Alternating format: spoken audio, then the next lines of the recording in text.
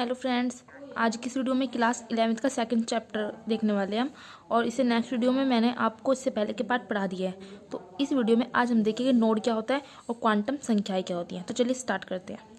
देखिए नोड क्या होता है।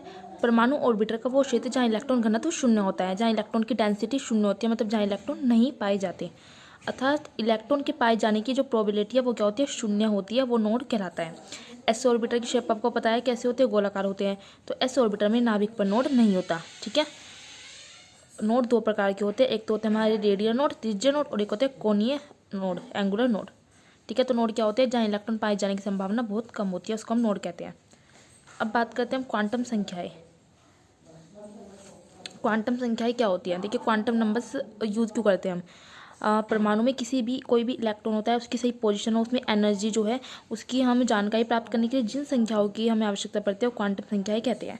इलेक्ट्रॉन की सही स्थिति और ऊर्जा की जानकारी प्राप्त करने के लिए हमें क्वांटम संख्याएं जरूरी होती है। तो क्वांटम संख्याएं हमारी चार प्रकार की होती है। पहले कौन सी होती है, मुख्य क्वांटम संख्याएं, इंग्लिश में कहते हैं प्रिंसिपल क्वांटम नंबर, और इसे हम स्मॉल एन से रिप्रेजेंट करते हैं।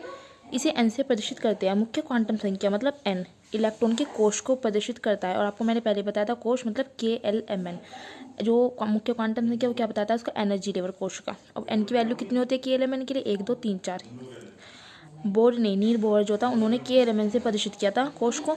एन का मान जैसे जैसे बढ़ता है इलेक्ट्रॉन की नाभिक से दूरी और इलेक्ट्रॉन की ऊर्जा बढ़ती जाती है। आपको पता है इलेक्ट्रॉन की नाभिक से दूरी बढ़ती जाएगी और इलेक्ट्रॉन की ऊर्जा भी बढ़ती जाएगी। ये हमारे क्या है के शेयर, ये LMN, और इनके लिए एन की वैल्यू कितनी है, 1 2 3 4। और जैसे जैसे इलेक्ट्रॉन की नाभिक से दूरी बढ़ती जाएगी तो क्या होगा, इलेक्ट्रॉन की ऊर्जा भी बढ़ती जाएगी। सेकंड क्वांटम नंबर आता है हमारा दिगंशु क्वांटम संख्या, जिसे हम इंग्लिश में कहते हैं एजीमुथल क्वांटम नंबर, और इसे हम स्मॉल एल से रिप्रेजेंट करते हैं। इसे एल से प्रदर्शित करते हैं। दिगंशु क्वांटम संख्या मतलब स्मॉल एल इलेक्ट्रॉन के उपकोश को बताती है, उपकोश SPDF को बताती है। ठीक है। यह ऑर्बिटर का साइज भी बताती है। इसे ऑर्बिटर कोणीय संवेग या द्वितीय क्वांटम नंबर भी कहते हैं। जो हमारी दिगंशु क्वांटम संख्या इसको हम कोणीय संवेग, ऑर्बिटर कोणीय संवेग या सेकेंडरी क्वांटम नंबर भी कहते हैं। उपकोश के लिए एल का मान कितना हो सकता है, 0 1 2 3 होते हैं, जो SPDF भी कहे जाते हैं। देखिए जो एल का मान होता है वो एस के लिए कितना होता है, हमेशा याद रखना 0, और पी के लिए 1, और डी के लिए 2, और एफ के लिए 3 होता है। एल का जो मान होता है वो मुख्य क्वांटम संख्या एन पर निर्भर करता है। देखिए एल का मान मुख्य क्वांटम संख्या एन पर निर्भर करता है। किसी एन के लिए जो एल के मान होते हैं वो 0 से लेकर n-1 तक होते हैं। जैसे n इक्वल टू हमारा मुख्य क्वांटम संख्या 1 है तो एल कितना होगा, इसके लिए 0। अगर मैं n कहूँ 2 है तो एल कितना होगा, 0 1, 2 से कम होगा। n इक्वल टू 3 है तो एल का मान कितना होगा, 0 1 2। ठीक है। एल का मान जितना ज़्यादा होगा उतना ही नाभिक के साथ इलेक्ट्रॉन का बॉन्ड कम होगा। तो दिगंशु क्वांटम संख्या क्या बताती है, ये हमें ऑर्बिटर का साइज बताती है और उपकोश को बताती है।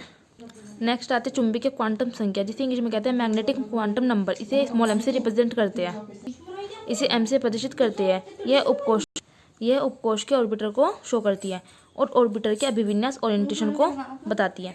एम का मान एल पर निर्भर करता है। किसी एल के लिए जो एम के मान होते हैं वो +L से -L तक होते हैं।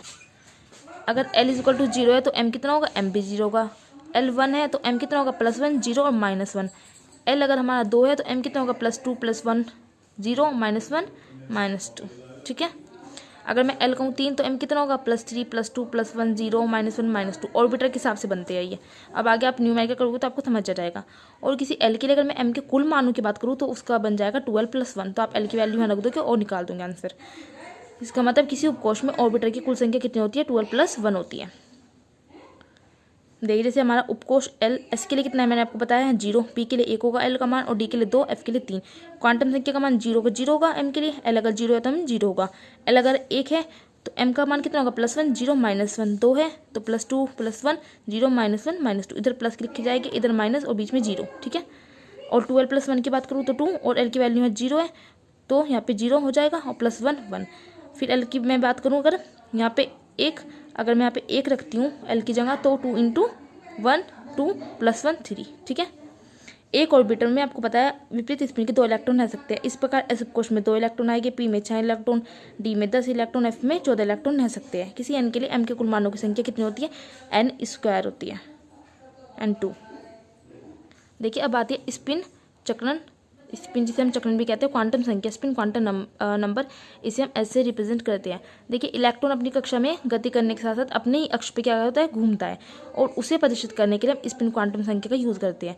इलेक्ट्रॉन की जो स्पिन होती है तो क्लॉकवाइज होगी, एंटी क्लॉकवाइज होगी। अगर क्लॉकवाइज है तो उसका मान +½ होगा, एंटी क्लॉकवाइज है तो उसका मान -½ होगा। और प्रत्येक इलेक्ट्रॉन का उसके स्पिन के कारण कोणीय संवेग होता है। स्पिन कोणीय संवेग का फॉर्मूला क्या होता है, √S+1 × H। एस के मान यहाँ पे +½ या -½ कुछ भी हो सकता है। अब देखिए हम क्वांटम नंबर से रिलेटेड क्वेश्चन देखते हैं, ठीक है। देखिए क्वेश्चन क्या है कि L = 3 के लिए m के मान बताइए। अब मैंने कहा था आपको L के जो मान है वो m पर निर्भर करते हैं और m के मान L पर निर्भर करते हैं। m बराबर कितना होता है, +L से -L। अब हमें L की वैल्यू 3 दी है तो हम क्या करेंगे, +3 +2 +1 हो गए 0, -1 -2 -3, मतलब इधर माइनस वाले इधर प्लस वाले बीच में 0। अगर मैं प्लस यहाँ पे 4 होता तो मैं यहाँ +4 और यहाँ पे -4 बढ़ा देती, ठीक है। नेक्स्ट क्वेश्चन आता है, मुख्य क्वांटम संख्या n बराबर 2 के लिए सभी दिगंशु क्वांटम संख्या तो चुंबकीय क्वांटम संख्या के मान बताओ। अब इन्होंने हमें दे दिया n = 2। अब मैंने आपको बताया था l का मान n पर निर्भर करता है, तो 2 है तो l का मान कितना हुआ, 0 और 1। अब निकालते हैं m के मान, और m के मान l पर निर्भर करते हैं तो +L से -L हो गया। L 0 है तो m 0 होगा, L 1 है तो m +1 0 -1, L 2 है n 2 है तो L के मान कितना था, 0 1, n 2 है तो m का मान 0 और m +1 0 -1, ठीक है। नेक्स्ट क्वेश्चन आता है, L बराबर 2 के लिए स्पिन क्वांटम संख्या के मान बताओ। अब हमें बतानी है S की वैल्यू। देखिए L 2 है तो m कितना हुआ, +½ +2 +1 0 -1 -2, ठीक है। S की बात करूँ तो +½ जाता है, एक -½ जाता है, +½ -½ -½ सबके लिए +½ -½ जाएगा, तो ये हमारी S की वैल्यू निकल जाती है।